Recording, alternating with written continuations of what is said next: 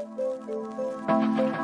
the police are requesting an ambulance to detail man screaming for one. Inside the Irish Social Club at number 19 Park Street, West Roxbury.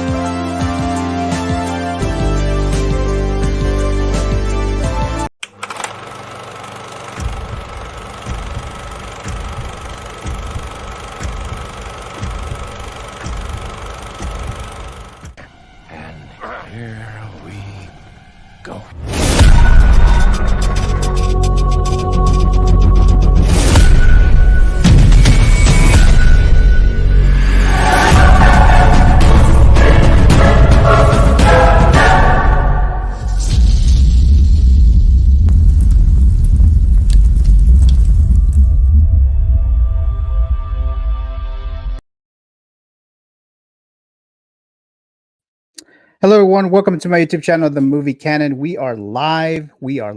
And this is the Met Report, a show about movies, entertainment, and television news. And for today's episode, there's a few topics that we're going to talk about here. There's a little rumor floating around that there's an issue with Sony and the MCU as to where Spider-Man 4 should focus on. There's also some news about a new Jurassic World movie that is coming. They're saying next year, so I don't know how they're going to do that, but we'll talk about that. And then we're going to go through the breakdown of the Oscar nominations for 2024. I'm not going to go through every single category, but just like the main ones that people are more interested in, we'll talk about those nominations today. And I have a guest here to know, a special guest for the very first time on my channel and on the Met Report. I'm going to go ahead and bring in Mr. Alex Montano. Can you hear me? I can hear you. Oh, there you go. There you go. I can hear you now. How are you? I'm good. How are you? Pretty good. Thanks for having me. This is kind of frozen. I don't know what's going on. Oh, I mean, I can see you. I can see you. I know there's been some technical issues today. Sure. Not just on this side here, but yeah, I can see you and I can hear you. Yeah, I can see you and hear you too. That's great. Okay, great. Be here. So we have Mr. Alex Montano. Like I said, first time here on the channel. He's going to interact with me today, and then I did have Mr. Brick Artemis that was going to join today, but he may drop by a little later. I know there's been some technical issues going on, so hopefully we'll bring him in here a little later. But Alex, we've done a stream together that was like a month ago or so, and then we talked about The Exorcist for like 3 hours Oh yeah, it was on fun. Jay Feezy's channel. So I'm glad I'm able to bring you in here today to talk about movies, Oscars and things like that. So I'm glad I'm having you here today. Let's go into the live chats. I know there's a couple of comments in there here, and then hopefully we'll get Mr. Brick here if he's able to fix the camera issue there. But let's add a little bit of music because I don't like it when it's like too quiet. And let me try to play that. Let me know, guys, if the music is too loud or you can't hear any of us or whatever the case, any technical issues. Go ahead and let me know in the live chat so I can try to fix it, adjust things, or whatever the case might be. So let's go ahead and bring some of your comments in there. So hold on a moment for me here. Okay, so we got, and I'm still getting a little used to this whole StreamYard stuff, but I think I'm getting better at it. We have my sister Alice saying first, so she was the first person to send in a comment. So thank you so much, Alice. I will be seeing you later tonight. We have Miss Debbie Rasselli. Hello, all. Thank you, Debbie, for dropping by again. You're a regular on my shows, so I greatly appreciate that.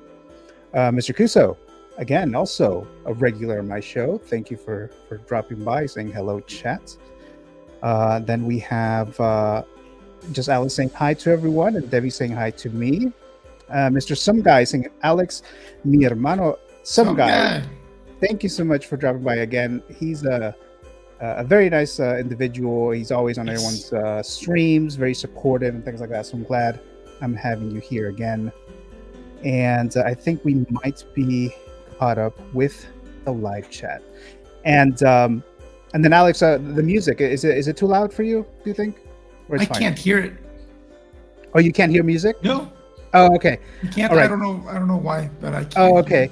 Yeah. Maybe it's a good thing or not. Or let me just check to see what the music situation is. Okay, I'll probably turn it up just a little bit. So I turned it up just a little bit. Again, guys, if you're watching and it's too loud, go ahead and let me know there. Let's see here. We just got here Brick Artemis. I'm not sure what's going on, guys. I'm working on it. So yes, so Brick, definitely, if you get the camera fixed, no matter what time, what period during the stream, I'll bring you in. So hopefully that's able, you'll be able to fix it and we can get you in here. Okay, so let me see here. Oh, before we actually start with the topics and all that stuff, I do have the giveaways that I always do. So the first one here. So this is one that I already announced. So let me just try to move this here real quick so that we can see it. Hold on a moment for me. Okay, so let's just do this one right here. Okay, so we have the Luke versus Darth Vader Funko Pop giveaway. It hasn't been activated. Like I mentioned earlier, I need a certain minimum of entries on my Instagram, on social media to activate it. So this is one potential giveaway. And then the Batman Lights and Sound giveaway, same thing, minimum requirements. I think we're getting very close to this one, to the Batman one. So we might actually get this one in there soon. So I'll tell you guys if that's the one that wins.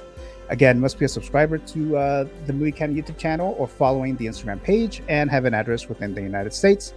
And then we have the mystery Funko Pop giveaway, which I've been doing this whole month of January. So I will announce a winner for this one, this mystery, like we have been doing the last few months or so. So make sure that you're a subscriber and make sure that you're live. You're watching live, you're in the live chat. There's going to be some instructions as to how to enter. You won't know who the giveaway is or which Funko it is until we select the winner. So definitely stay tuned and hang out so they can possibly win. And I'll give you guys more details about that a little later. All right. So let's go ahead and get started with our very first topic here. Mr. Alex, so we're doing this announcement. Actually, let me try to move this a little better. This one doesn't look that good here. Hold on a second. Okay, so Alex, I'm assuming you've seen Jurassic Park, right? Yeah, one of my favorite movies. All right, so you're a fan of this movie. Now, how about the Jurassic World movies? What are your thoughts on those? I hate them.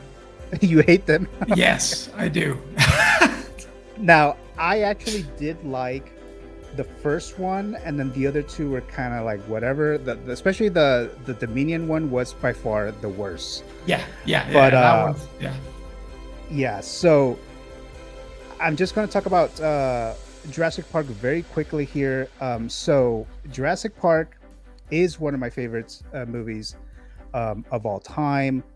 Steven Spielberg being one of my favorite filmmakers of all time. And I know growing up, Jurassic Park was like a big movie. I was younger, so I didn't really have a chance to actually go see it in theaters, but I wanted to see it. My parents got me the VHS of the movie. Nice. And it took like a year for that VHS to come out. I remember that because I've been checking like every month, everywhere. Is it out yet? Is it out yet? You know, there was no internet and stuff like that. So finally it came out on VHS. My parents gifted it to me and I watched it I don't know how many times. So it's one of my favorite movies of all time, Jurassic Park.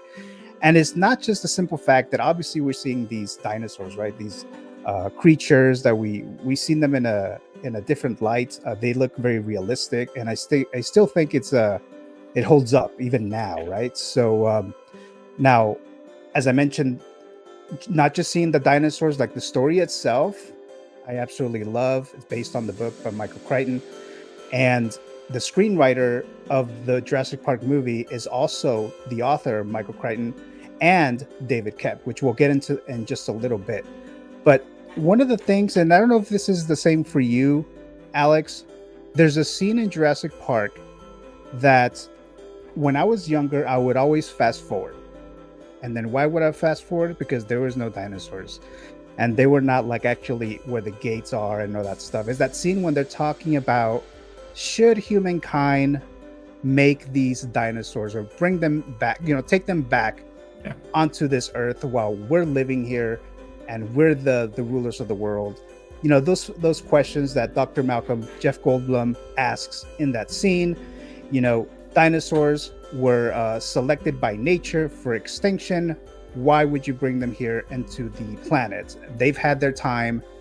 It's our time now. Why are you even trying to bring them, right? So that was a scene that I would always fast forward because I was younger. I didn't care about that. Growing up, like when I'm an adult, I appreciate it a lot more, and I love that. What are your thoughts on all that stuff there, Alex? Same as you. Like when I was a kid, I couldn't get it. Like I couldn't understand what he was talking about. I didn't know anything about, like I knew about evolution, but I didn't understand what he was saying, like playing God and all that stuff.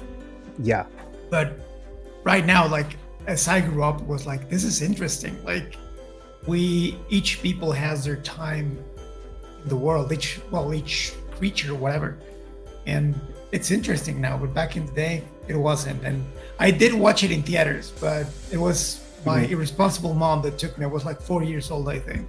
Oh, wow. Yeah, but it was Okay. it was cool. It was cool. It was very, very cool. Yeah. So yeah, at the time I wasn't. I guess I was too young to even go to like movies. I think I was probably a little older than you, but or probably much older than you. But we just weren't going to the movies at the time. It was 1993. You know, we just weren't doing that. But finally saw it on VHS and all that stuff. Let me see here real quick. That VHS here. did take forever to come out. I remember. Yeah. It took like over a year, I think. So we have this Jurassic Park movie, great film, and now we have this announcement that Universal decided that they're going to make a new Jurassic World movie, right? So and the writer, this original screenwriter of the original film, David KOEPP, I believe that's how you pronounce the last name. I think the O is silenced if I'm not mistaken. So we have here from Variety, it says a new movie in the Jurassic World franchise is currently in development at the studio with David KOEPP, who adapted the 1993 original Jurassic World and its 1997 sequel, The Lost World Jurassic Park, from Michael Crichton's best-selling novels, set to write the screenplay. The project will have an all-new storyline that is intended to launch a new era for the franchise, though it's uncertain whether any of the previous stars, including Chris Pratt, Bryce Dallas Howard, Sam Neill, Laura Dern, and Jeff Goldblum, would return. So, I mean, I'm excited that David KOEPP is returning. Like I said, big Jurassic Park fan overall. Jurassic World definitely nowhere near the level of Jurassic Park, right? But still, I thought they were okay. Like I said, Dominion was absolutely horrible. Actually, we have Mr. Brick. He just dropped in. Let me just bring him here. So hold on a second. Let me remove this thing right here. Mr. Brick Artemis, how you doing? I'm doing okay. I have no idea what happened, and I'm sorry if I sound nasally and annoying, but getting over something. But yeah, I have no idea what happened. I restarted my computer. I re-downloaded Chrome, but for some reason, like nothing was reading my mic or my camera. I even went into my settings and reset that to where I would allow my camera, and nothing was working. And then all of a sudden, I tried it the 30th time, and it's like, oh, we're working. Okay, well, whatever. Never happened to me before. Well, I'm glad you're back here, Brick. Now, Brick was on my Met Report show a couple weeks ago. That was his first time, and we had a lot of fun. And I'm glad that he's back, and I'm glad you were able to fix that camera here. Yeah. Thank you for letting me come in. I unfortunately already had to cut short for get off here in about 55 minutes. So hopefully we can have a good time within the hour. I'm sure we will. Of course. Okay, yeah. So just go ahead and let me know about that there. Okay. And then since I already got Mr. Alex Montano's thoughts on Jurassic Park, just very quickly here, Brick, what are your thoughts in Jurassic Park, the film, the first one specifically, and that there's a new Jurassic World movie coming? Oh man, the original Jurassic Park is easily one of my top 5 favorite movies of all time. Absolutely love everything about it. I saw it when I was a kid, obviously, like a lot of us have. And you guys were kind of talking about certain scenes in the movie where you guys kind of didn't really know what was going on. Same here. The DNA stuff, I was like, whatever, but it was cool seeing the little cartoon guy, right? Yeah. Oh yeah. I liked all the DNA. action. Yeah. I liked all the action. I remember too. It might have been the second movie when that came out. That's the first one I saw in theaters. And all the fast food restaurants had the really cool cups with like lids on them, like the dinosaur head lids. And I remember that so like it was yesterday. And I think it was Burger King or Taco Bell or something like that. I think it was Burger King. Yeah, it was awesome, man. And I know the second and third movie got kind of a bad rap for certain things, but I enjoyed that original trilogy. I liked the first Jurassic World. The second one I liked until the end. I thought it was fine. I shouldn't say I liked it, but I thought it was fine until the ending. And I actually have not seen the latest one, but still want to because I'm a fan of the series. You're gonna have a hard time. I know that's why I've been waiting. But hearing about this new stuff that we're talking about now, it kind of makes me want to go see it, or rent it, see it on Yeah. Max or whatever it might be on. Yeah. Yeah, it might be on Peacock. It's a Universal movie, so Okay. it might be on there. So yeah, Dominion, not good. There was things that I liked it because there's dinosaurs, but overall, not good. We have some guy saying the replica collection looks fantastic, Alex. Thank you, so some that's guy. a Thank compliment you. there. We have Ryan Riley saying, "What's up, my peeps? How you doing there, Mr. Ryan Riley? You're also a regular on my show. Hit that like button," says Ryan. Yes, make sure to listen to Mr. Ryan Riley. So hit that like button, everyone. I would greatly appreciate it. Mr. Evil Sneaker Steve dropping by. Thank you so very much, Steve, and happy birthday today. I watched a little bit of your stream earlier, before I started doing this. So thank you so much for dropping by. And then Steve was on my Figures Talk show last week, so that was a lot of fun there. Let's see. So we just have a lot of happy birthdays to Mr. Steve, Evil Sneaker. And actually, my brother's birthday is also today. Matthew, it's his birthday today. So happy birthday, Matthew. Happy birthday. Happy Also the same birthday as the legend Evil Sneaker. So there you go there. And then we have Low-Key Collector says, well, hello, fellas. Back at it. Laugh out loud. Thank you so much, Low-Key Collector, for dropping by. Greatly appreciate that. Mr. Cruz says, not going to have the same magic the first one had. Yeah, I don't think any Jurassic movie moving forward will ever get that. Even the Lost World, which I did like Jurassic Park: The Lost World. It was still directed by Steven Spielberg, but it's still not as great as that first one. But so there you go there. Some guys saying what up to Brick. Same thing to Low-Key Collector saying hello, says Brick there. And thank you so much, Steve, saying happy birthday to my brother Matthew. Thank you so much. And Mr. Kuso as well. Some guy as well. Thank you so much, Matthew. Happy birthday. Dave Arcelli, happy birthday to your brother Matthew. Thank you so much. If he might be watching, or maybe he'll watch later, but he's around here somewhere. Okay, so that was the Lost World. I'm sorry, the Jurassic World movie that's coming. And actually, just very quickly, because the screenwriter David Koepp, he's done some very good movies, in my opinion, and he's also done some very, very bad movies. So for example, he wrote Panic Room, which I like, David Fincher movie, and then Brick, you probably already know this, but he also wrote the screenplay for the first Spider-Man film. So that was David Koepp who wrote that, and other movies that were not so Crystal good. Skull. Right, exactly. Indiana Jones and the Kingdom of the Crystal Skull. He's the screenwriter for that one, so I guess that's either a good thing or a bad thing for you, depending on how you felt that movie was. That Mummy movie from Tom Cruise, he wrote that too. Yikes. And I rarely do this, because even if a movie is not good, I still kind of force myself, like, maybe it'll be good in the third act, maybe. I started watching The Mummy and I stopped like before we ended the first act. So that's how that movie was for me anyways. So those are just some titles that David Koepp, and I think he also written and directed that Stir of Echoes movie. So that's another one there. But that was good. But yeah, I actually did enjoy that one. But we'll see. So he has like a back and forth record there. So we'll see there. But so there we go there. Okay, so now the next topic that we have here, and I think we're all caught up with the chat. Okay, so the next thing here is the now this is just a rumor. Okay, so there's nothing official here, right? So we have the Spider-Man 4 movie that's coming out probably in 2026. I don't think it'll come out next year. So there's an issue, apparently, some reports that Sony and the MCU, Marvel Studios, are not agreeing as to what they should focus on when it comes to this new Spider-Man movie.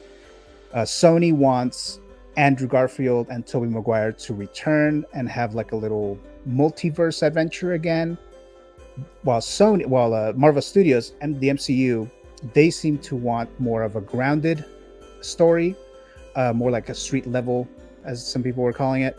to bring like Kingpin in and Daredevil and things like that. So that's kind of the route that Disney or MCU is trying to go. But it looks like Sony wants to bring back, the original Spider-Man there. Now, it is possible that the MCU just has their own plans with their overall structure of the MCU moving forward, and maybe that's why they want it to be this way. And then obviously Sony, they want to cash in on that Tobey Maguire, that Andrew Garfield money in there. So I'm gonna go to you first, Brick, since you're the really big Spider-Man fan here. What are your thoughts on this? I would not mind seeing Andrew Garfield and Tobey again, but I don't want to see them in Spider-Man 4. I don't want it to be where they have to come back every time and then it's not special anymore. You don't have that same impact. Right. I wouldn't mind seeing them again in like Secret Wars or Deadpool 3 or something like that. Maybe even Venom 3, right? Like we had talked about last episode, where one of them or Miles comes in the Venom 3. But Spider-Man 4, I want it to stay grounded. But I understand too that Sony owns Spider-Man. I know that they have deals with Tom Holland and all that, but yeah, part of me almost wants to say, and correct me if I'm wrong, but Sony might have the last say in this. So if they don't want to, if Marvel doesn't want to work with Sony might have some backlash and be like, well, we're going to do our own thing with Tom Holland or with Spider-Man. Then you might lose Tom Holland altogether and create this big thing unless Marvel gives some money, right? More money. But man, it's going to be tough. I wouldn't mind like a quick cameo of the two of them.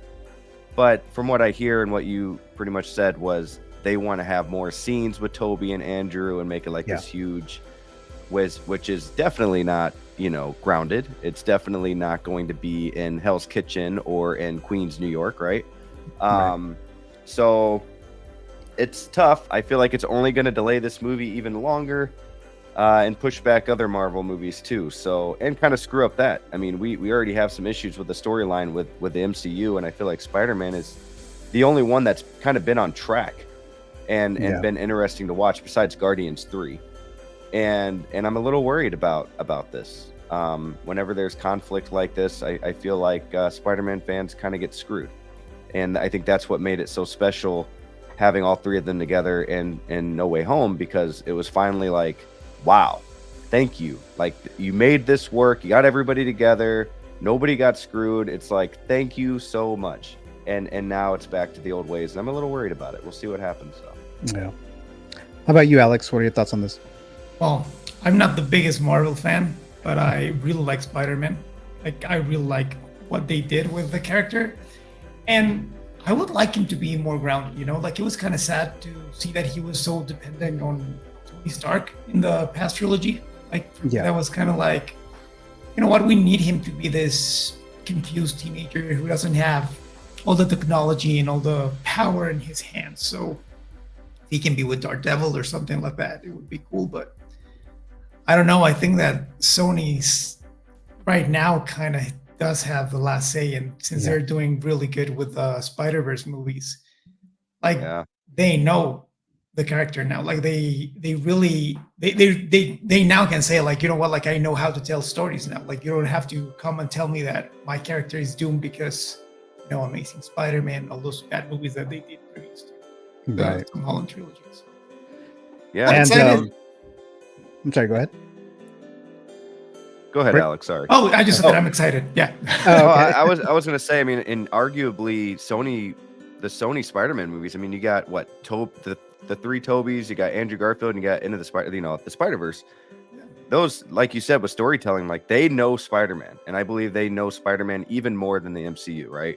Yeah. Even more than Disney, Marvel, whatever you want to call them. Because their stories are just so much better. I actually wasn't a huge.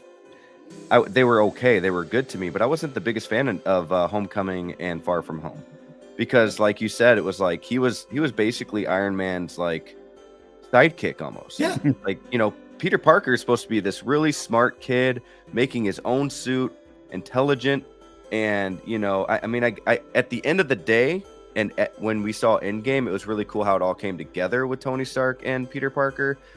But for a while, it was like, okay, come on, like I want to see Spider-Man. I don't want to see this kid that wishes he was Avenger. Like, Yeah. I want to see them going after him. Like, we need you in the Avengers kind of thing. But yeah, I mean, it's one of those things where if we lose it, I just want to I want to see Andrew Garfield in Venom 3. Use Andrew Garfield or Toby that way. Make a Spider-Man 4 for Toby. Use Andrew Garfield for Venom 3, and then keep Tom Holland in the MCU, and then later on in Secret Wars or whatever you want to do, bring them all together again. But if you really want to continue, if Sony wants to continue doing their own Spider-Man, do something like that. You know, there's never too much Spider-Man, just like there's never too much Batman. We have the Batman, we have new DC stuff coming out. You know, we got all kinds of Godzilla stuff coming out. Nobody's tired of that stuff. Just, you know, just feed us. Don't make it where it has to be this way or that way. Just do it all. Yeah, I think Sony's gonna just say, well, I mean, we have Spider-Man, so you guys can go do your own thing. We're bringing in Andrew Garfield and Tobey Maguire. So I think that's probably what it's And gonna maybe end up even happening Miles, you know? Right. So- So because I mean, at that point, they're like, well, we don't have to cater the MCU anymore. So who knows? Maybe Right. that's what would happen. I think we lost Alex, so hopefully he comes back Oh here. boy. Hopefully. All right, let's go back here. So there's a couple of chats here. Aaron Collect saying, "What's up, fam? How you doing there, Alex? Thanks so much for dropping by." Mr. Cruz says, "Yep, more Sony shenanigans. Let's see, some guy saying hello to Aaron, and Mr. Cruz is saying the Spider-Man for the new one, right? We totally need Miles," says Mr. Cuso. All right, so I think we're all caught up with the chat, and then hopefully Alex comes back here. But okay, so let me see. So there was the article that comes from CBR that was talking about this. Like I said, this is just rumors at this point. A lot of the stuff makes sense, but this is not anything official. But just reading the article real quick here, says according to, and now this is going past what we already talked about here. According to insider Daniel Rickman via comicbookmovie.com, Sony wants to replicate some of the No Way Home's box office glory by making Spider-Man 4 another huge multiverse adventure. Now, Spider-Man No Way Home did make over $1.8 billion, so it almost got into that $2 billion range. So I could understand Sony wanting that money again, right? And what was the different elements, or the element that the other Spider-Man movies didn't have, is bringing back these characters from the original, right? The studio reportedly also wants to bring back Tobey Maguire and Andrew Garfield's respective Spider-Man for another crossover with Holland's Wallcrawler. And then it just kind of goes into the whole little disagreement there. And it looks like they also want to bring in a Kingpin in this Spider-Man movie, Spider-Man 4, whichever whichever version we get. What are your quick thoughts on a Kingpin dropping by in a Spider-Man movie? Yeah, we need him in Spider-Man 4, but with all three Spider-Mans that way, I don't see how that would be fun. I mean, they would have to have a lot more villains than just Kingpin. You know what I mean? But if it's just Tom Holland versus Kingpin and Daredevil in there, and then there's like a Tombstone or something in there, then that would be cool. Okay, yeah, I totally get that here. Okay, so let me see, because I think I got a message from Alex. And there's a thunderstorm and the power went out. Oh wow. Okay. Oh, no. All right. Well, okay. So at least I know what happened to Alex there. So Alex, if for whatever reason you're able to hear right now, just go ahead and try to return here, and then I'll bring you back in. So hopefully everything is okay over there. We have Mr. Yomo say, "Yo, what's up, everyone?" So how are you doing there, Yomo? Thank you for dropping by. And Yomo has been on my Figures Talk show since I launched it. So thank you for dropping by there, Yomo. And some guy saying hello to Yomo there. Let's see if there's some other new ones here. Just saying hello to some guy there. Okay, so we're caught up with the chat. Okay, so now I think we're done with Spider-Man. Is there anything else you wanted to add regarding this, Brick, just in general? I mean, if they want to bring them back, I'll say one more thing about that. You know, they could do something like they did with Into the Spider-Verse, where you have the Spider-Man and like, let's say it's Andrew Garfield, and Andrew Garfield dies, Miles becomes the new Spider-Man, and then Tobey Maguire, like, basically is like his trainer. Like, they could do a live action version of that. It'd be really cool. I don't want Andrew Garfield to die. He's my favorite. But just, I mean, they could really come up with something. You know, if I can come up with that on the spot, like, they can come up with something. Again, let's just have multiple Spider-Man movies. They don't have to be all together for Spider-Man 4. Just Sony, make your own money your own way with your own Spider-Man movie. Yeah. Because it will sell. Yeah, and that might actually happen. So who knows, right? Yep.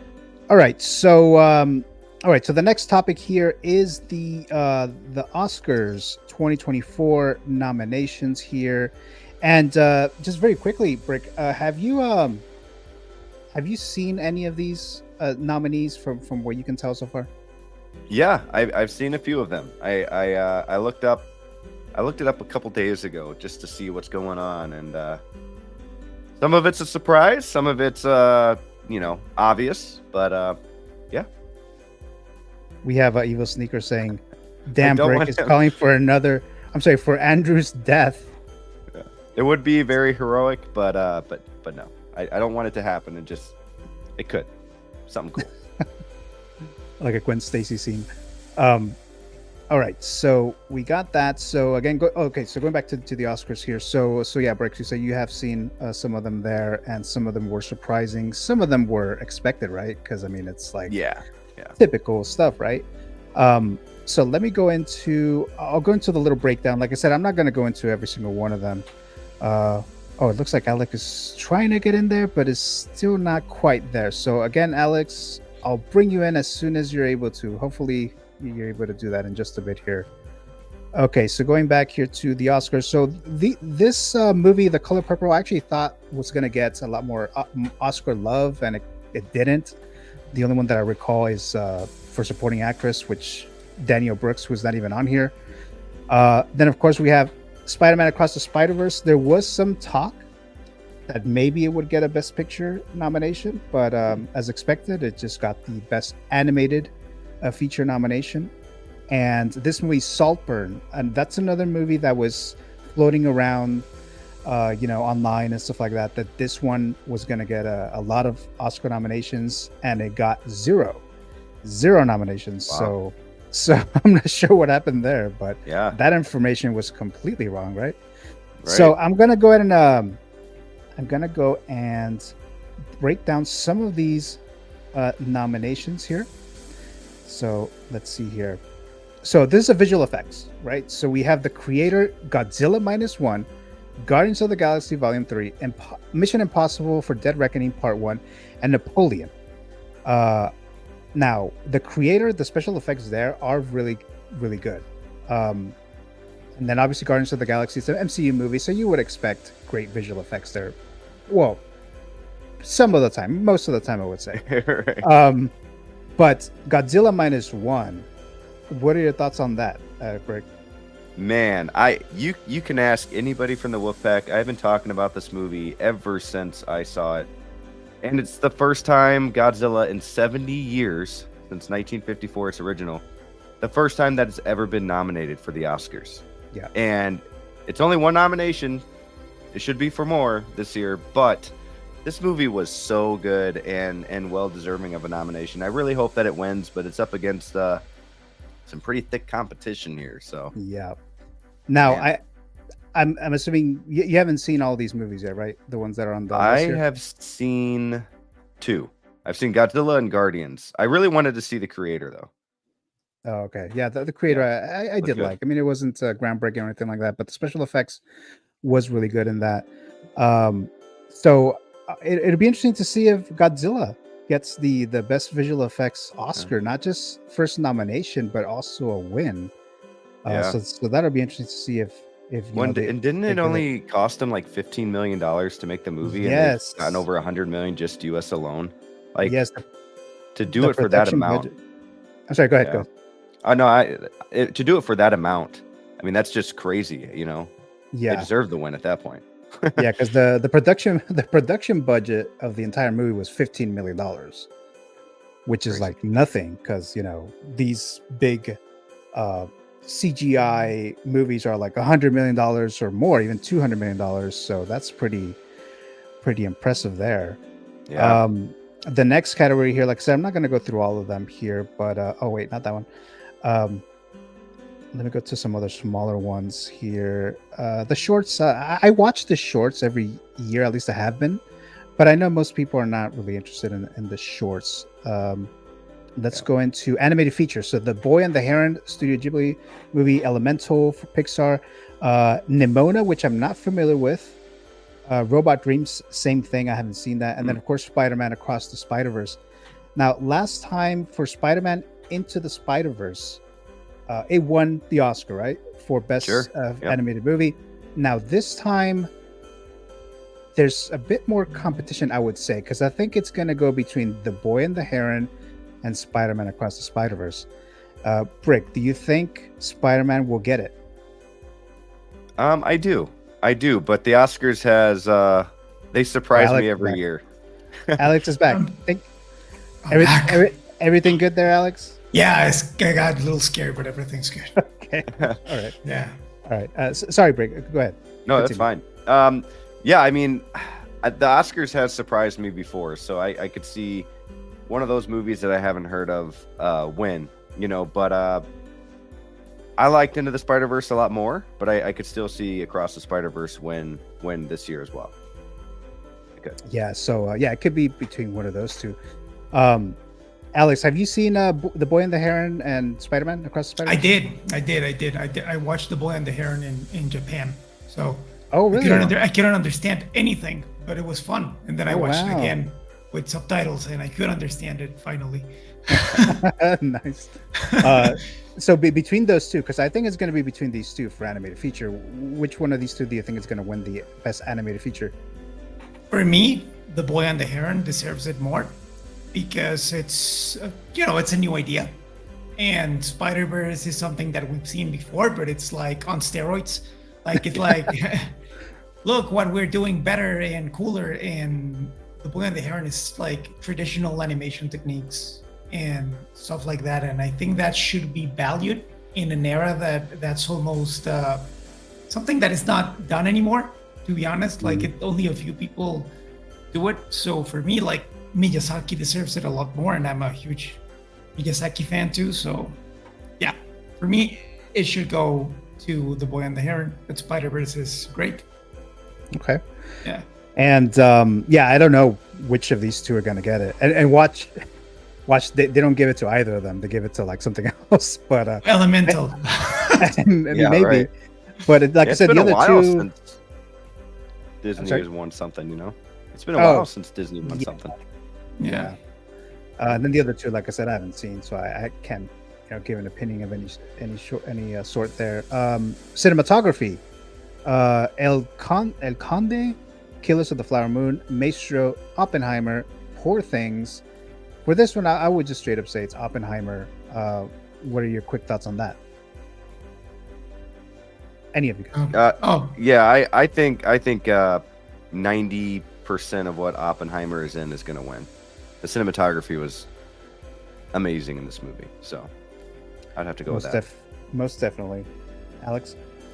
Well, I have to say, like, I don't know. For me, like, Killers of the Flower Moon and Oppenheimer is like the typical Oscar cinematography winner, It's the typical style that normally wins. But for me, I think El Conde and Poor Things are far more interesting to look at.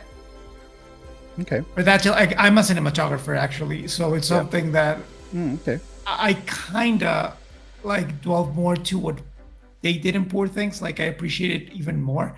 And for me, it's kind of odd that they nominated Rodrigo Prieto for Killers of the Flower Moon and not Barbie. Like it's such a different kind of work what he did in Barbie to this, that it's something that he's used to do. Like he's done Silence for Scorsese, he's done so many movies for him that is nothing different, And with Barbie, something completely different to his style, and I find it more interesting than Killers of the Flower Moon, to be honest. And I actually haven't seen Poor Things. That's one of the couple of movies that I haven't seen that were Best Picture. Because we have Oppenheimer that got 13 Oscar nominations, and then Poor Things got 11, and then Killers of the Flower Moon got 10, and then Barbie got 8. So those are the top ones there from what I recall, from what I remember here. But I found it a little bit interesting that Barbie got all these Oscar nominations. I mean, I think it's a lot. I think 8 nominations is a lot, and also people were not happy with the fact that Margot Robbie didn't get Best Actress, and that Greta Gerwig didn't get Best Director. But I think when it comes to the majority of the Oscars, like what you said, Brick, I think it's going to be an Oppenheimer event. It's going to be Christopher Nolan, and Killers of the Flower Moon was my top movie of the year. Like I said, I haven't seen Poor Things yet, but I do plan on watching it before the ceremony. So that's just something I was gonna bring up a little earlier, but I just forgot to do that. But going back to the categories again here, and let me go ahead and move this. Okay, so just very quickly here, we got film editing, Anatomy of a Fall, The Holdovers, Killers of the Flower Moon, Oppenheimer, and Poor Things. International feature film, Io Capitano, Perfect Days, Society of the Snow, The Teacher's Lounge, The Zone of Interest, which I think it's the one that's going to end up winning. I'm sorry, Gio. Can somebody tell me why maybe Godzilla wasn't able to fit this category? Is there a reason? Yes, there's a reason.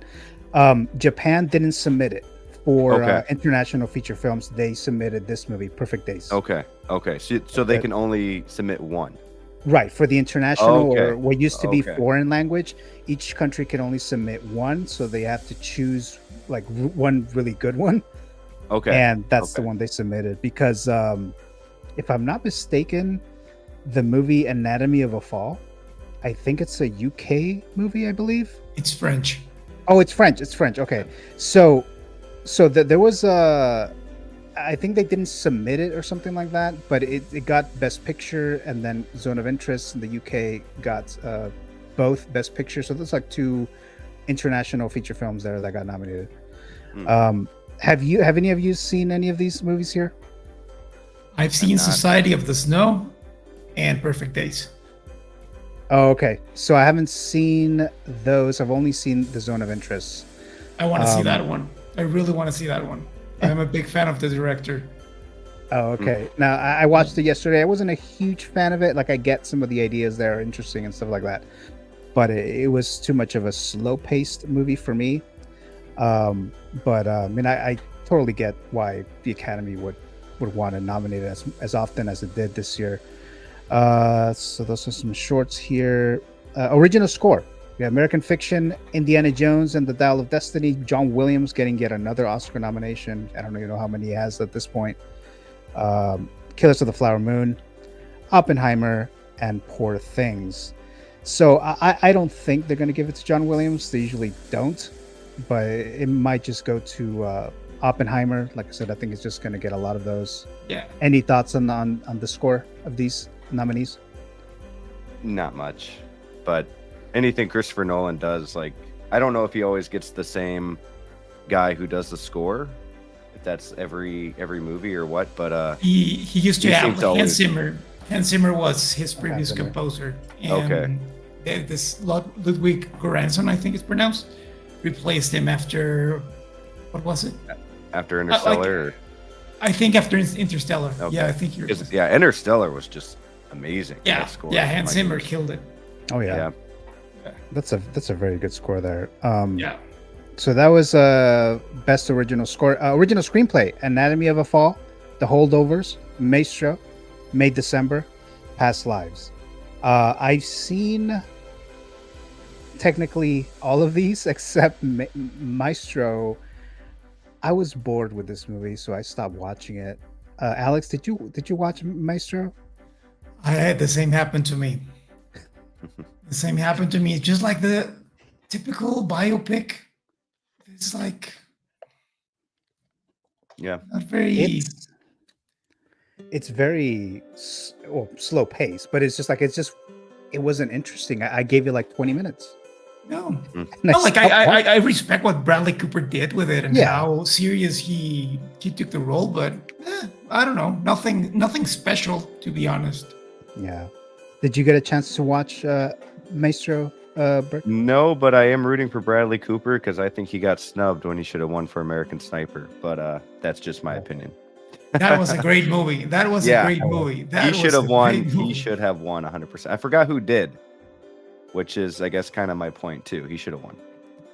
But I'm trying to remember who won that year, but I'll think about it later. yeah. And then Rocket Raccoon, right? You want Rocket Raccoon to Oh, get yeah. an Oscar? Get up there, hold the Oscar. Yeah. Yes. So for this one, I think they're going to give it to Anatomy of a Fall. I just think it's Sure. getting too much praise there. Would you pick another one there, Alex, for best original screenplay? I think Anatomy of a Fall is gonna win, but I think I would give it to Past Lives. Past Lives. Yeah, Past Lives was surprisingly good. Not that the trailer didn't look good or anything, but I didn't think I would enjoy it as much as it did, and it's very well written, very well acted. So I'm glad it got all these big nominations, right? Like Best Picture and stuff like that, and then obviously the screenplay. The next one that they have here is I'm gonna skip. I'm not gonna spend too much time on the original song, but Barbie obviously got like 2 Oscar nominations. I'm Just Ken getting one, and then What Was I Made For? Production design, we have here Barbie, Killers of the Flower Moon, Napoleon, Oppenheimer, and Poor Things. Best sound, the creator, Maestro, Mission Impossible, Dead Reckoning Part 1, Oppenheimer, The Zone of Interest. And I think let's get to the did we go to adapted screenplay? We haven't yet, right? Adapted screenplay, where is it? Oh, here it is. American Fiction, Barbie, Oppenheimer, Poor Things, The Zone of Interest. Of these screenplays here, I think they're going to give it to. They might just give it to Oppenheimer. Poor Things. I could see is Poor probably up Things there. on this one. What was I that? could see. I think Poor Things is going to win 1 or 2. Production design maybe, and then maybe even this one. Have you seen Poor Things? I have not, but everything I hear about it and the trailers and all of that, it looks really good, and you have some heavy actors in there too. I mean, you have can't think of his name, but the guy that played Hulk, right? And then you have Emma Stone and William Dafoe. Yeah, but it just looks beautiful. Like even the costume design, I could see them win that one as well. But who knows? Who do you think, Alex, will win the screenplay? Who I want to win? Poor Things. Who will win? Oppenheimer. Yeah, quite a different Probably. situation, right? Who you think will win and who you want to win. Barbie will surprise us all. Watch. Maybe. Barbie will win everything. Because I know they wanted it to, they were pushing for original screenplay, but Academy felt that it was adapted because Barbie already existed, before. Sure. So they pushed it for adapted. They have the weirdest criteria to decide what is adapted and what's They do. original. It makes no sense. Yeah. Actor in a supporting role: Sterling K. Brown for American Fiction, Robert De Niro, Killers of the Flower Moon, Robert Downey Jr., Oppenheimer, Ryan Gosling for Barbie, Mark Ruffalo for Poor Things. So like I said, I haven't seen Poor Things, so maybe I'll change my mind later on. But I think this one's easy. I think it's going to be Robert Downey Jr. Yeah. For Oppenheimer. I think he's going to win it. I think he's been winning basically everything. Robert De Niro, I wasn't sure if they were going to give him another nomination for this, even though I liked his performance in Killers of the Flower Moon. I just wasn't sure that they'll give it to him, but they did. So I think it's going to be Iron Man. So what are your thoughts there? Let's start with you, Brick. Yeah, I think this is a given. I think he did excellent. I mean, it shows some range. This movie was phenomenal, and he showed it too. He put a lot of effort into this film, and he won other awards too, like that have been coming out. So yeah, I actually haven't seen Killers of the Flower Moon yet. I've been meaning to watch it. So I'll probably watch it before the Oscars to get ready for it. But Yeah.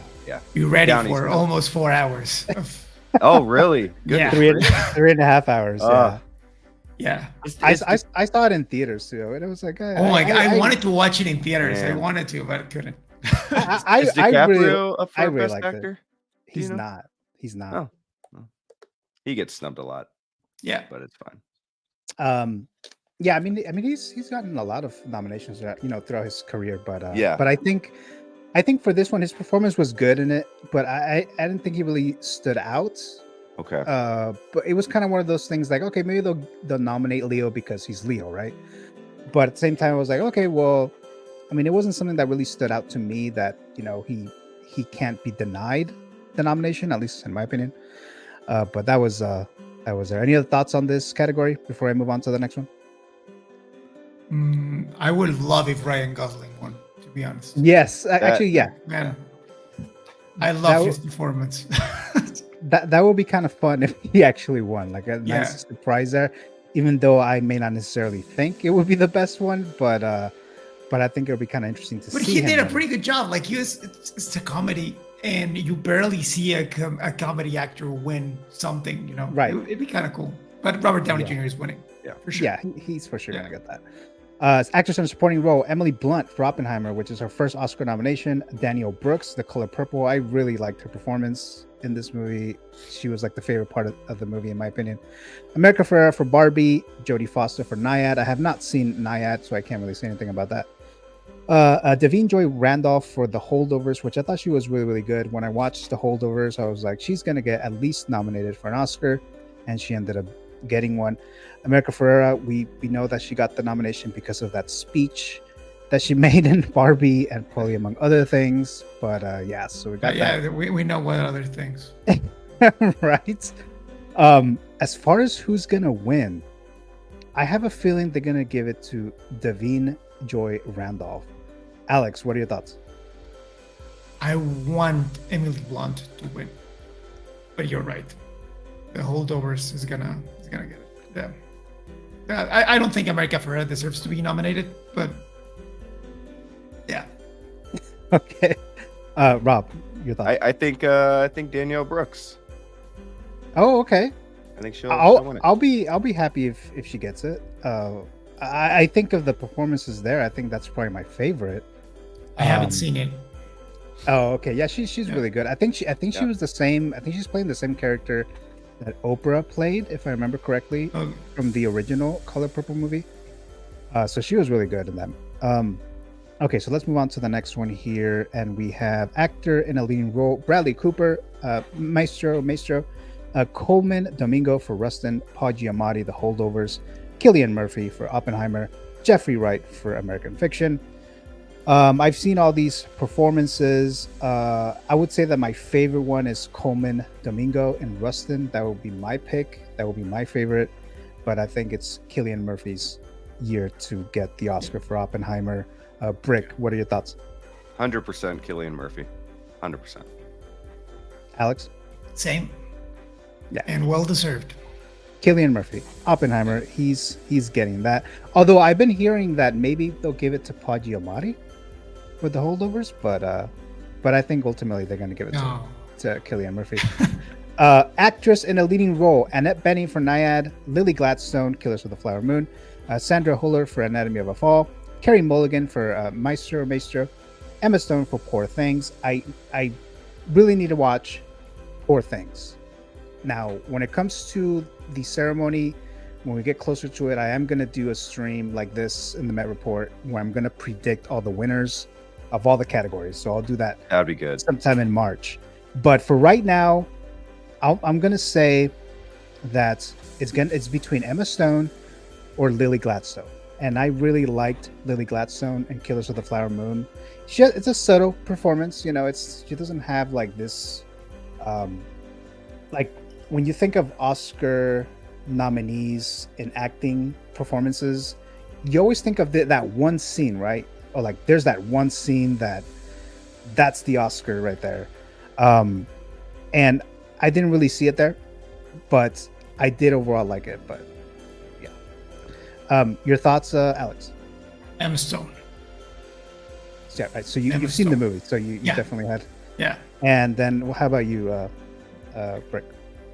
Emma Stone is my favorite actress, so I hope she wins. I have not seen the movie yet, but I hope she wins. All right. So yeah, it's going to be between those two there. Directing, Anatomy of a Fall, Justine Trites. I'm probably mispronouncing that. Killers of the Flower Moon, Martin Scorsese. Oppenheimer, Christopher Nolan. Poor Things, Yorgos Lanthimos.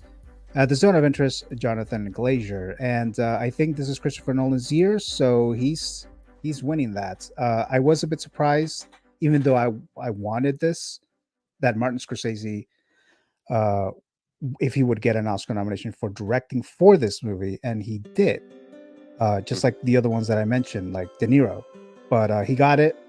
But I think it's Christopher Nolan. That's going to be his masterpiece. That is his movie. What are your thoughts? Let's start with you, Alex. And like, I want Nolan to win because it's Nolan, but I think Interstellar was a better movie. And I would agree with that, actually. yeah, I don't know, but I think Oppenheimer is gonna win for sure. Yeah, Brick. I agree. Yeah, I think, and I also agree, Interstellar is a better movie. I think Interstellar is his masterpiece. Yeah, But Right. yeah, Oppenheimer's gonna win. Right. Got it. No, I completely understand that overall, like, Interstellar, it's a better film than Oppenheimer, but I know that Oppenheimer has that Oscar, yeah, what do you call it, flavor to when it. it comes you know? to that, yeah, this is for sure his masterpiece when it comes to all that flavor. Yeah. So there you go.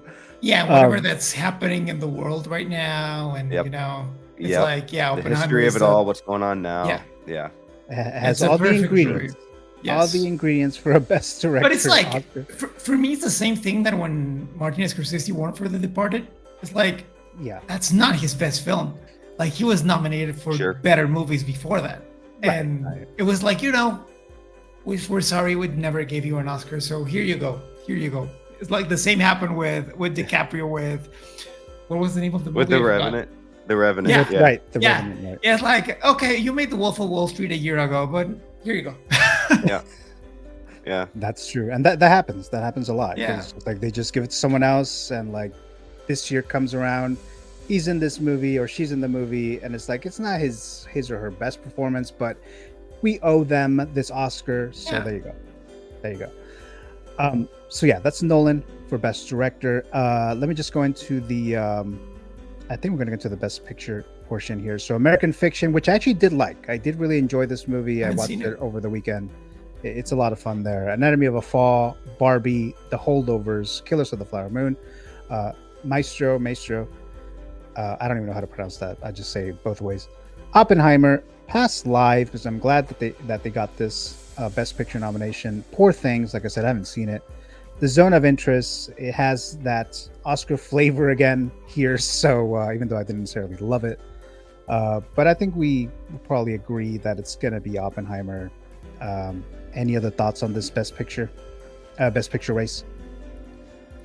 I think it's going to be Oppenheimer as well, but something for some reason is telling me that I would not be surprised if Barbie won, just because Could of happen. everything that it stands for and for the women, and just the way everyone talked about this film this year. So I wouldn't be surprised, but I know the Oscars. I think it'll be Oppenheimer.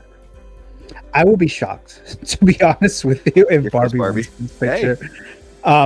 Like I said, it's something out of left field, I would say, for the Academy to give a Best Picture to a Barbie movie. Sure. Regardless what's in it, right? But it should be interesting. But I really don't think they're gonna give it to Barbie. But there's proof here, me saying live, that I said that Best Pictures, Barbie's not going to win Best Picture, but it'll be surprising. Definitely be surprising. You imagine if it wins? It'd be crazy. Hey. It'd be crazy. I wouldn't mind. I wouldn't mind at all. Yeah. But yeah, Oppenheimer or Poor Things, either of those two. Yep. Any other final thoughts on these nominees 2024? Best, just in general. No. I got to Okay. see Poor Things though, but no. Watch it. It's really weird. It's a really Yeah. weird movie, but I like it. It's really yeah. like that director is crazy. Like it's like Lars von Trier. It's like he really knows how to make you uncomfortable. So He made didn't he make The Favorite?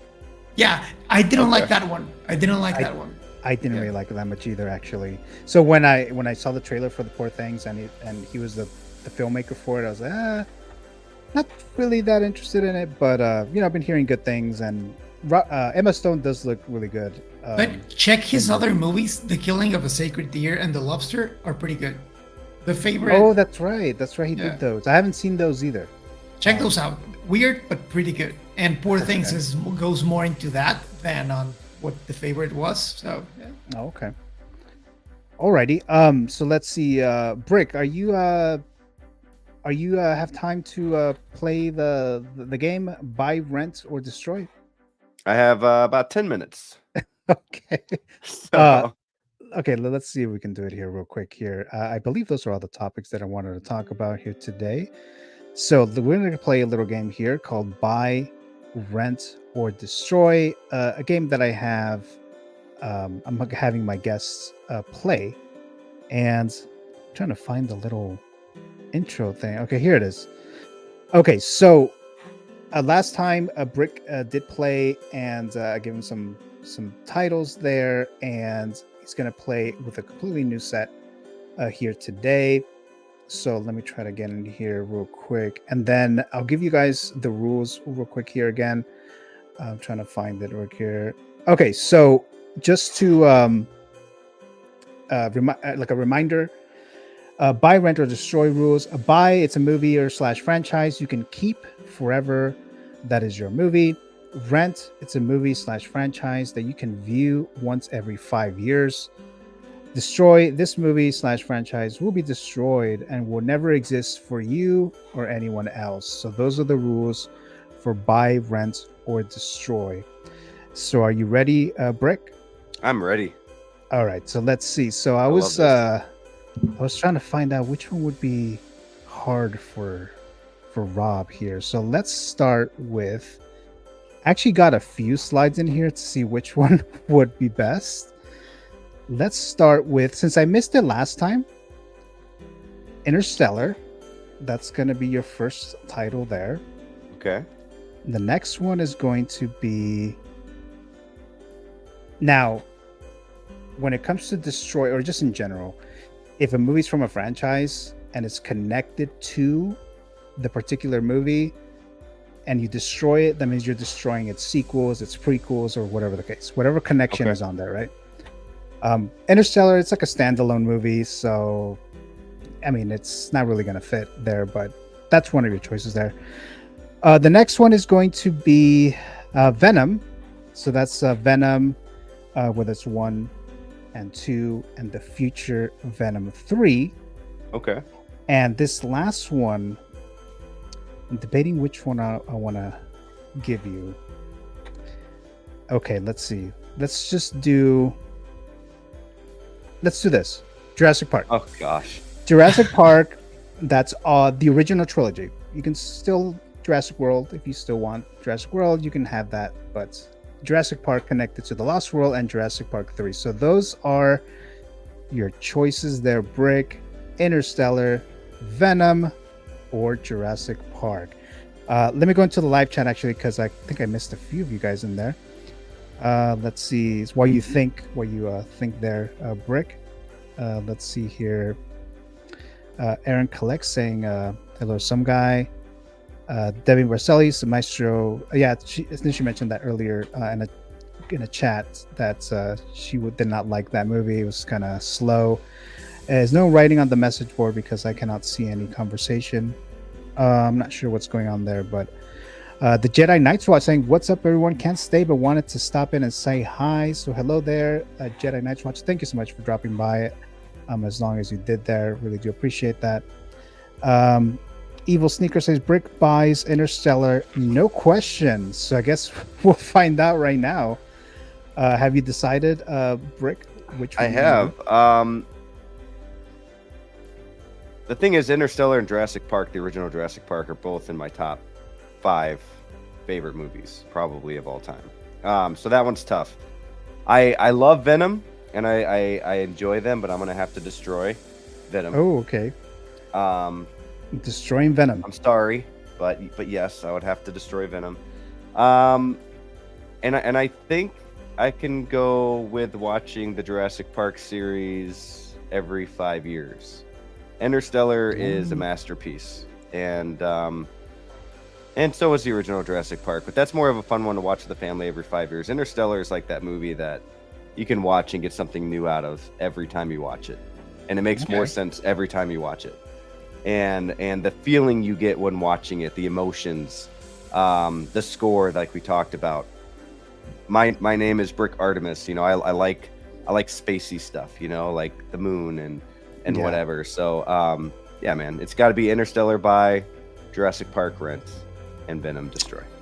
All right, so you're renting Jurassic Park and its trilogy. So let me just mark it here. So renting it, and then you are destroying Venom.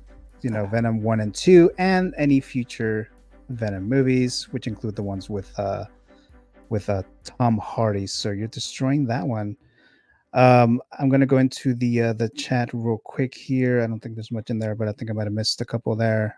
Mr. Kuso says buy Jurassic Park, rent Interstellar, and destroy Venom. Evil Sneaker says, I said it before, seeing Jurassic Park, I think he'll pick that. Okay, so he sees it there. Oh, so Steve is surprised. Steve is surprised. So he thought he knew, and then he was surprised. Right. So there you go. Just very quickly, Alex, what would you pick of those three? Just as Rob. Same. Oh, same exact thing. Yeah. Okay. Same exact thing. Yeah. Okay. I love Interstellar. I love it. Oh yeah. Yeah. All right. Yeah, like I even have Cooper's Watchmen. Oh wow, that's awesome. No way. Yeah. Oh, yeah, I gotta find out where you got that. Oh, I'll send it to you. Yeah. Yeah, it's made by a brand called Hamilton. Okay. Yeah. That's cool. Yeah, I'll send you the link. I'm gonna follow you on Instagram, and I'll send you. Perfect. Nice. I'll follow you Yeah. back. Nice. So there you go. Connecting here, community, right? Yes. Okay, so you made your choices there, Brick, and then let me know, Brick, if you need to step out. I completely understand that. I should probably step out now. I hate to Okay. leave. But Alex, it was awesome meeting you, man. And Hey, I'm man. gonna watch what choices you have while I'm getting ready to head out. Here. Awesome, man. Good to meet And you. Take looking care. forward to seeing that. But hey, again, Movie Canon, thanks for having me. I appreciate you. Yes. Anytime you need me, I'll be on. Perfect. Thank you For so much. anybody, Brick, anytime you for want me, coming I by. guess. Thank you, Brick. All right, Greatly guys. appreciate it. Bye. Bye. Take care. Okay, so there you go. So those were Brick's choices there. We have Dilo the Collector saying, "What's up, boys? How you doing there, Dilo? Thank you so much for dropping by. Greatly appreciate it." Just saying bye to Brick. So Brick, yeah. So obviously Brick had to step out. He told me in advance that he would only be able to do it for a certain amount of time. But Brick is returning on my channel for Figures Talk on Sunday, February 4th. So I'll give you guys more details about that a little later. So now, Alex, it's your turn now. Let's go. Now, Let's do it. some of these titles, I'm not sure how well I did, right? So I try to remember our conversations that we had during that 3-hour stream that we did with Jay Feezy. So we'll see, right? So here you go. Here's your first one, Alex.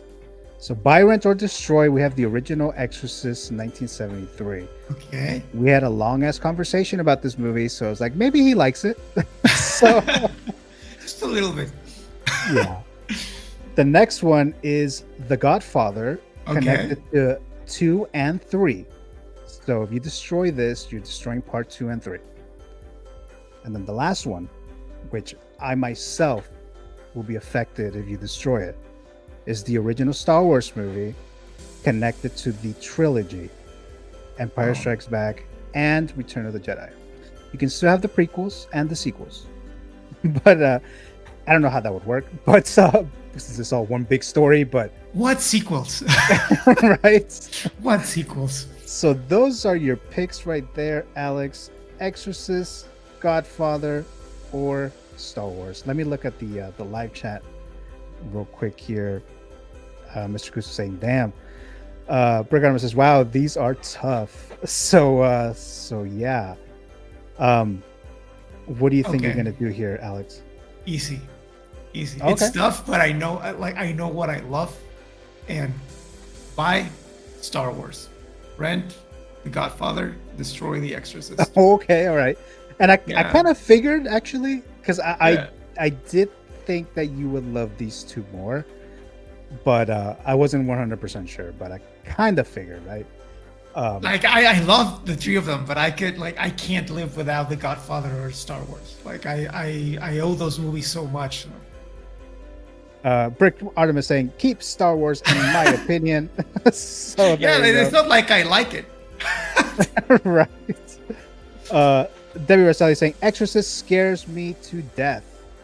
And then Mr. Cruz was saying, "Agreed." So it looks like he's agreeing with your picks there, Alex. So yeah, that wasn't too hard, right? So No, it actually was easy.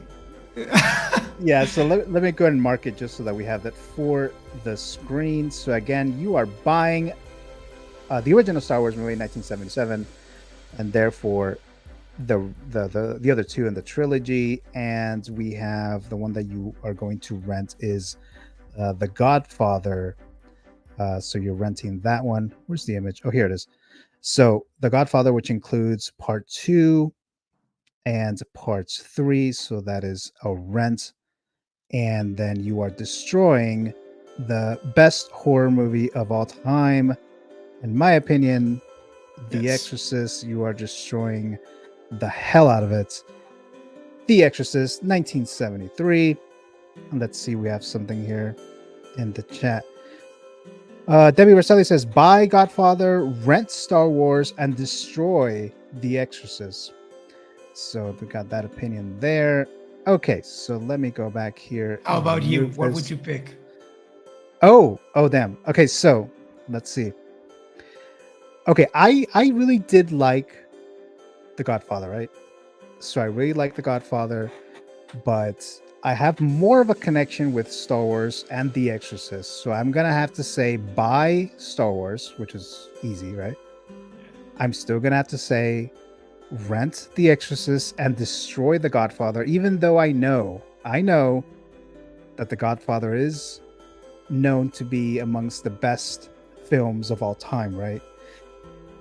With my thing is like rewatchability has to be a significant factor for me. And The Godfather, while I can understand and appreciate the aspects, the components of great filmmaking and things like that, it's not necessarily a movie that I rewatch often.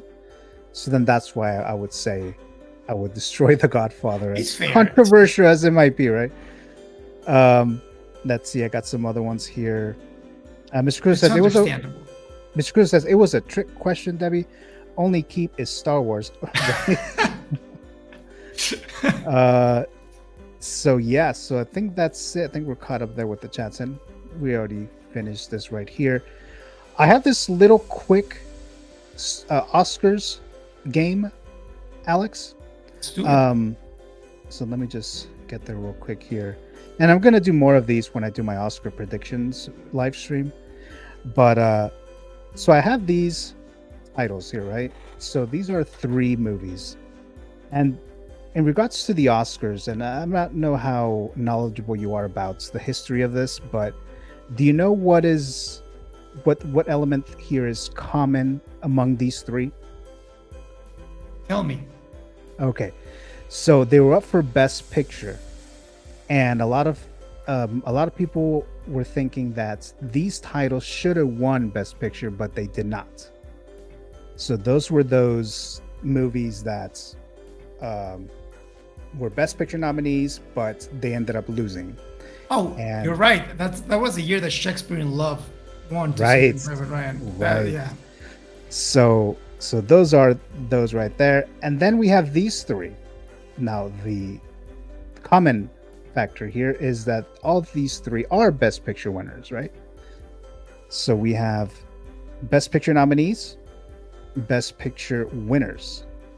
So I'll just ask you real quick here, Alex, of these 3, and I think I know the answer, but of these three, which one of these would you cancel the Best Picture winner and give it to one of these titles? Star Wars. Star Wars, right? Star Wars. So that was in 1977. Annie Hall won Best Picture for whatever reason, and you chose Star Wars. So there you go. Yes. Pretty obvious, right? Yeah. And then Goodfellas lost to, I believe it was Dancing with Wolves, if I'm not mistaken. And I can't believe that movie won something. Right. And Saving Private Ryan lost to Shakespeare in Love, which I still don't get it. But, Me neither. I don't like it. I don't like that movie. I don't like it either. I saw it because I saw it afterwards. Like, okay, like, I mean, I saw it, but it was like, no, that's not gonna beat Steven Spielberg's Saving Private Ryan. I was like, have they seen Saving Private Ryan? Right? Yeah. And no, it lost. I mean, Steven Spielberg got his second Oscar. Yeah. Definitely, he definitely deserved that, but he should have won Best Picture for that too. Yeah. No Shakespeare in Love. That movie was, oh my God, like. And very few people even remember that movie. It's like, oh yeah, that's right. That movie won, right? Yeah, it's like when Crash won. Remember that movie? Right, like, right. That's like, another what? one. Yeah. So I'm gonna do like little games like that when it comes to the Oscar predictions show. That's pretty fun. So this is the other one here. Same concept. So you have these three Best Picture winners. So which one of these two would you double down on and eliminate their Best Picture Oscar? I have to pick two to eliminate. So you would pick one that you're keeping, basically. Okay. One that still remains a Best Picture winner, and the other two will lose their Best Picture win. Very easy. Very, very easy. Return of the King. Return of the King. So you're gonna Yes. keep Return of the King as the Best Picture, and then you are removing the Best Picture win to Titanic and to Gladiator. And it hurts because I love Titanic, but Return of the King is a masterpiece. Like I like the whole trilogy. The best for me is the best trilogy of all time. We have Mr. Kusa saying Star Wars for Titanic. Okay, so now that we got these out of the way, now going back to the other one. So we have these two sets, right? So 6 in total. Which one of these would you give an Oscar to? And if they're an Oscar winner, you would eliminate. So now you have the option for all these 6, right? So which one would you give an Oscar? Like if it was like, let's say they came out the same year and it is your decision to give an Oscar to one of these 6, which one would it be? Wow.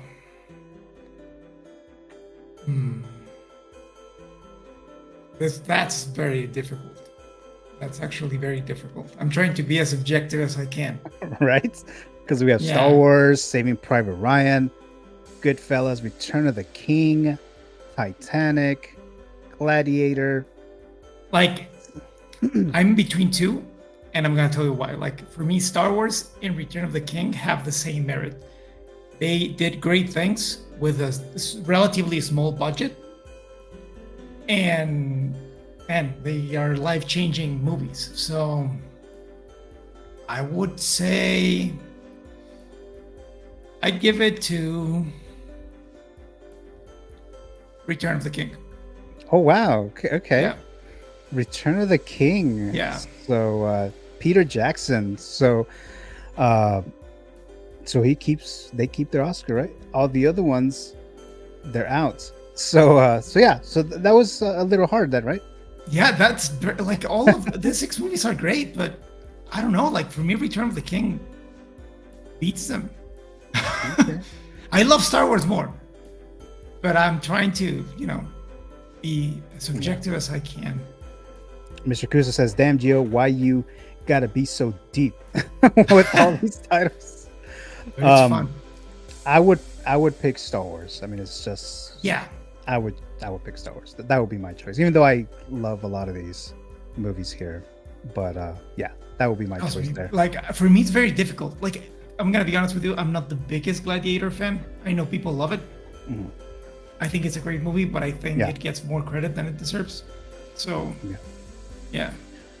We have Titanic gets the opposite.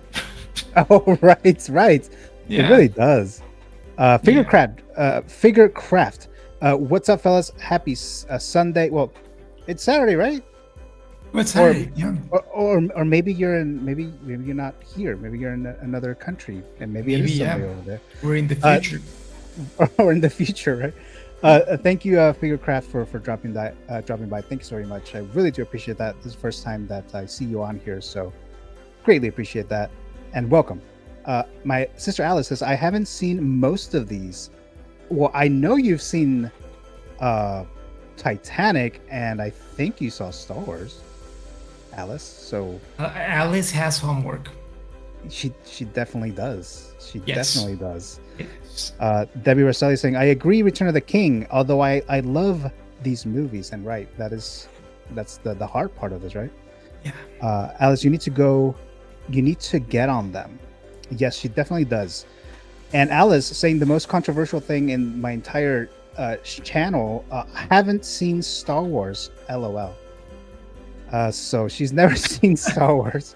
I know she saw episode 1 because we went together when it first came out. So so I know she's in episode 1, but not the original. I guess she wasn't watching when I would play it all the time at home. but yeah. All right. So let's see here. So actually, let me go back to the chat again real quick here. All right. So removing that. Okay, I think we're all set for all the topics here. So again, everyone. So I'm doing that giveaway that I mentioned, the Batman Lights and Sounds. I'm trying to get the image. Where is it? Oh, here it is. So that one is still open. As soon as I get 35-minute entries, we'll activate it. Same thing for the Luke versus Darth Vader Funko. As soon as I get 35, and we're almost getting there for this Lights and Sound Batman. So we may end up choosing this one, and then I'll do a giveaway, and then I'll give you guys more details. So now we're gonna get into this mystery Funko Pop giveaway, something that I started this month. So the rules are, it is gonna be another. Actually, let me do this. I'm gonna put a graphic here in a bit. The first thing that I would ask you guys to do who are watching live right now, so we have enough minimum viewers right now. So if you would just put in the chat that you are a subscriber and or a follower to the Movie Canon in the chat, so that I know that you're interested in this, right? I'm gonna put an image on the screen, and whoever answers the name of the movie first will win, and then I'll reveal what the Funko Pop is. Okay, so it's gonna be one of those emoji movie titles, right? So they're gonna be some emojis, or however you say it, and then it's a movie title. So you write that in the chat. Whoever's first wins. Okay. So again, to the ones who want this, go ahead in the chat. Go ahead and say that you're a subscriber or a follower, so that I know that you're interested in this here. Debbie Rosselli says, "Oh my gosh, at Alice, really? Yeah, she has not seen the original Star Wars. So there you go. There." Mr. Kusa says, "Subscriber and follower." Debbie Rosselli, same thing. Subscriber and follower. And also, guys, make sure that you have an address within the United States so I can ship it, within the country.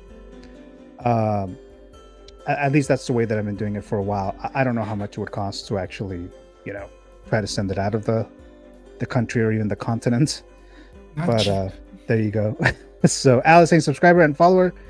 So I got a few in there. So I'll just wait a little bit to see if there's any other ones here that want this. And just very quick here, Alex Montano, what are some of the things that you have on your channel and on Instagram and things like that? Well, I've been focusing a lot on my Instagram. My YouTube is pretty abandoned. But I'm, making some movie reviews like yourself and trying to teach some people about filmmaking and some aspects of it. So yeah, that's what I've been doing, and showing off my collection whenever I get something new. Yeah, and that's it. Okay. Alice saying, I was inspired by this stream to watch movies while I was sick last week, and I watched Saltburn and Midsummer for the first time. Oh wow! Nice. I love Midsummer. I love Midsummer. Sorry, what's the name of the filmmaker? He did Hereditary.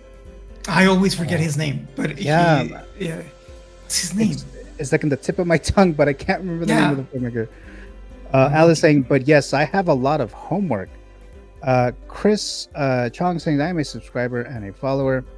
Mr. Cruz saying, Star Wars helps brain strength, Alice. So there you go, Alice. The director is Ari Aster. Oh, there you go. Ari Aster, that's right. And then he did Beau is Afraid, which came out last year with oh yeah, what can't I remember his name now? Joaquin Phoenix. Yeah. I haven't seen that one. I haven't seen it, and I'm dying to. I know it's weird as hell, but I want to watch it. I actually did enjoy it. Not as much as like Hereditary and Midsummer, but it's definitely weird as hell. And I watched it with a group of like 3 other people. They all hated it, but I didn't think it was that bad. Actually, I kind of enjoyed it a bit. It's like 3 hours, by the way. It's 3 hours. I need to watch it. Like I love these weird directors. Like I love to watch stuff like that. So are you a David Lynch fan then? Not that much. Oh, okay. Not that much, but I like him. But I'm not the biggest fan because I think he has this weird following, and they think like he's the weirdest guy in the world. But I think there are weirder people out there. Right? Yeah. Alice says that Alice is saying that she is not one with the Force. So you are with the right. You are with the Force because you're gonna watch them, and your brother is gonna keep me up to date with your progress. Right. I will let you know, Alex. Yeah. I'll let you know. I think you'll like them. Like I think Star Wars is loved all over the world except for the new stuff. Okay. Well, even the new stuff, I kind of liked a bit. Obviously not as much as the original, but not episode 9, right? No. Episode 9. I had a lot of problems with the rise of Skywalker. I just really good. Ryan Riley says I'm a subscriber and follower. All right, so I think we're good to go. I'm gonna do the little things. So remember, it's the little emojis, whatever, that make up the title of the movie. Okay, so be the first ones. Be ready. Submit your answer. Whoever submits it first will get this, and then I'll reveal what Funko Pop it is. Okay, so let me try to find the image here. It might be a little hard to see, but maybe it's okay because that way you may struggle a little bit. But so there you go. Let's see. Let me try to find it. Okay, so here we are. Okay. If you can see, put it in the chat. Write it in the chat. Whoever does that first will win. And Alex, without revealing the answer, do you know what the answer is? Yes. Okay. All right. Yes. we got one right here already.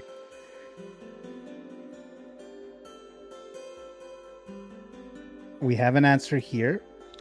Okay. It's not correct. Yes, Mr. Kuso. Mr. Kuso. Yes. It is Psycho. I mean, it's misspelled, but it is Psycho. He got the idea. Yes. So Alice almost got it right, saying American Psycho, but no, it's. He's an American Psycho from the 60s. Wait, what was that? That Norman Bates was an American Psycho from the 60s. Oh, I see. Yeah. They were saying I was a bit creeped out by Saltburn at Alice. Yeah, so Alice is crying now. So there you go. I have to watch Saltburn. I was gonna watch it last night, but got distracted. Yeah, Saltburn. I thought it was a solid movie. It wasn't. I liked her other movie. What's called Promising Young Woman. I like that one more. It's definitely a little off. But since I know that you like, those type of films, I think you might actually like it. So, Nice. at least maybe more than I did. Alice saying Saltburn was weird. Yeah. Gotta check it out. Dave Russ Ellison, I'm shocked, Mr. Kuso. Okay, yeah. So Mr. Kuso keeps winning, so he won again. So there you go again. I don't even know how many times Mr. Kuso has won. Like I really don't. And I try to change how do I select the winners, but he still got it. So Chris Strong says, I didn't even put Psycho because I thought Alice was right. Dang it. Sorry, Alice, says Mr. Kuso. And then Mr. Kuso, I can't see the little emoji. Is it a smiling face or a laughing face? Yeah, so Mr. Kuso won. So thank you so much there, everyone, for tuning in here. Now, let me reveal the Funko. Alice says, I read on Twitter that the graveyard scene was improvised by Barry, but I don't know how true that is. Yeah, I'm not totally sure. I don't think I've read that, but I mean, I wouldn't be surprised if that's the case there. Well played. Kuso, says Chris Chong. Thanks, I hate it, says Chris Chong. Okay, so let's reveal the winner here, or the actual Funko. All right, so let me just double check on something real quick here. And then Alex, I'm assuming you've seen the original Psycho, right? Yes. Big Hitchcock fan. Alfred Hitchcock. Would that be your favorite Hitchcock movie, or there's some other ones? No, I love Vertigo. I love Dial M for Murder, but I think my favorite of him is Vertigo. Yeah. Oh, okay. My favorite is Psycho, but I really did like Dial M for Murder. That so movie good. It's so it's only like the whole story, the whole movie is like in one room basically. Yeah. And they make it work so well. It's a great movie. If you like that, watch Rope. It's so good, okay. and it's based on a theater play.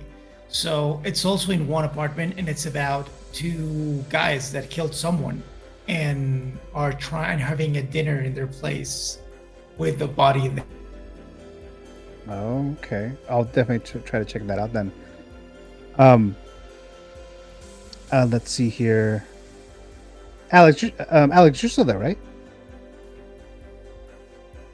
Alex, are you frozen? Let me see. I think Alex might be frozen. David Rastelli saying The Birds. Yeah, I like The Birds too. Let's see here. Hold on a sec. I think we might have lost Alex. Let me just double check here. Yes. Power is out again. All right. So okay. So Alex is frozen. So the power went out again where he's at right now. Okay. So I'm going to go ahead and reveal the winner here. So we have, let me just move this around here. Actually, we'll go back to it. Okay. So the winner, Mr. Kuso, you have won this Iron Man Armored Funko Pop. So you are the winner of this. I will ship that to you as soon as possible. I already have your address basically on speed dial because you keep winning all the time. Now, I'm trying to change the way that we select the winners, right? So trivia, stuff like what I did today. Maybe I do like a random like website that selects the winner for me. I'll probably do that next time. And let's see here. Okay, Mr. Kristen, cool. So yeah, so that's the selected Funko Pop giveaway for today, the mystery Funko Pop giveaway. Just a quick information I'm going to drop to you guys right now. So I am next weekend.